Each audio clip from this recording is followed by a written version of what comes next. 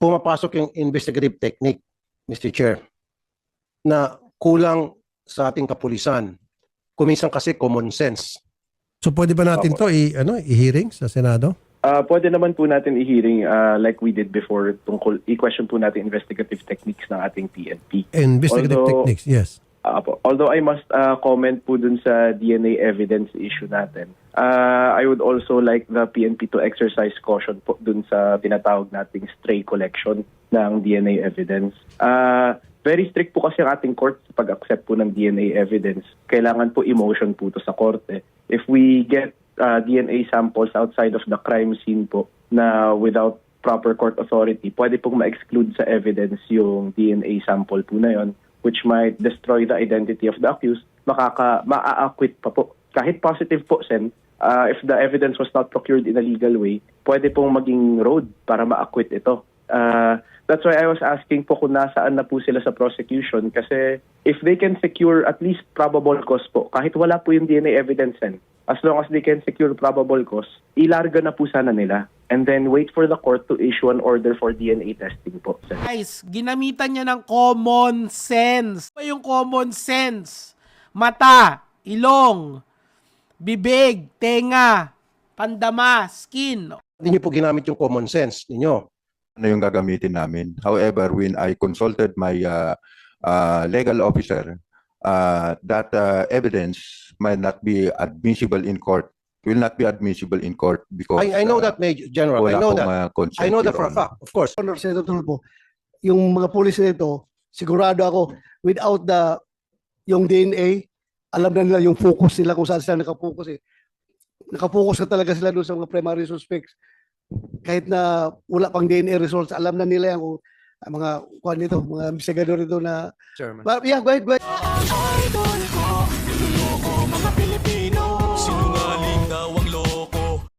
Mr. Chair, itong Major De Castro, para sa akin, sobrang pagka-guilty ng taong ito. Because nung makakuha ng DNA doon sa sakyan na na-recover sa victim, yung sasakyan na supposedly yun yung sinakyan ng victim, may blood na sa DNA test, yun talaga ang blood ng victim doon sa loob ng sakyan. And then the PNP were trying to convince Major De Castro magpa-DNA test kasi meron tatlong hair strands ata doon, several hair strands. And tinurn down niya. Now, ni-request ko sa PNP noon, ewan ko sino ba na-interview ko doon sa CIDG noon, CIDG was doing a good job, Mr. Chair. And the CIDG requested doon sa kamag-anak. Kasi siyempre, di mo pwedeng pilitin yung police, yung suspect. Yung kamag-anak, tumanggi rin. Kasi yung kamag-anak, pwedeng idudugtong yun eh. DNA test, ayaw din. Now, dito yung pumapasok yung investigative technique, Mr. Chair, na kulang sa ating kapulisan. Kuminsan kasi common sense. Nandoon na yung police nasa custody ninyo. Tama? Sino ba may custody sa PNP, sa kay Major noon? Sino po may custody sa PNP at that time? Kanino po di ba nasa custody yung si Major nakakulong o sa headquarters? Kayo po? within the campo, Your Honor.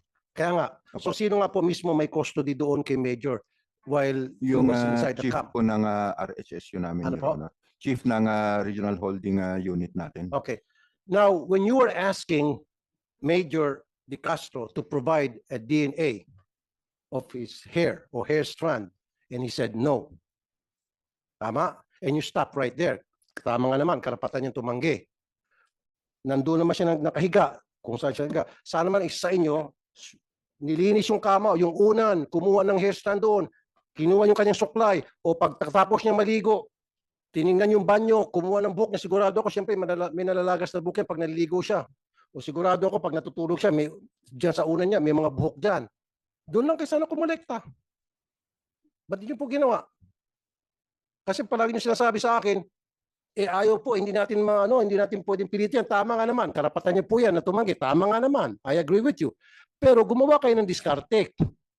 Matagal niyo nang sinasabi sa publiko na we were able to secure evidences pieces of evidence like hair follicles, hair strands sa kotse, and you're trying to match that hair strands. Sabi nyo. And then sabi nyo sa akin, nung interview kayo sa radyo, ni-request nyo kay Major na mag-provide ng sample. Ayaw ni Major. So, nag-antay kayo ng ilang araw, baka magbagong isip. Am I right? While waiting for those 3, 4, 5 days, sana dumiskarte kayo. Yan ang sinasabi ko. Saan siya natutulog, saan siya nakahiga. Pagising sa umaga, pasimple, yung unan, kunan niyo ng buhok. Yung suklay niya, ano bang suklay ginagamit niya? Simple niyo, kunan niyo ng buhok doon. Sa banyo, pagkatapos niya ligo, kukunan niyo ng buhok. Hindi po ginawa. Sir. If I may, Your Honor. In fact, naisip na po namin yan nung andun siya sa office ko. Meron siyang paso na pinag-inuman. And yun na yung gagamitin namin. However, when I consulted my legal officer, that evidence might not be admissible in court.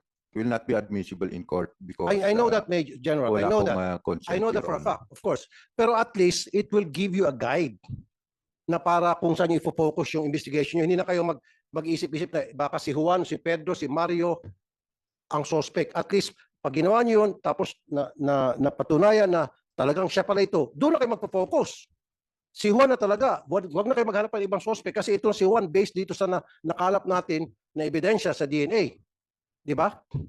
And second, yung kape na ininuman niya, anong ebidensya po nakuha niyo sa sasakyan? Di ba hair strand? Oh, hair strand, coffee.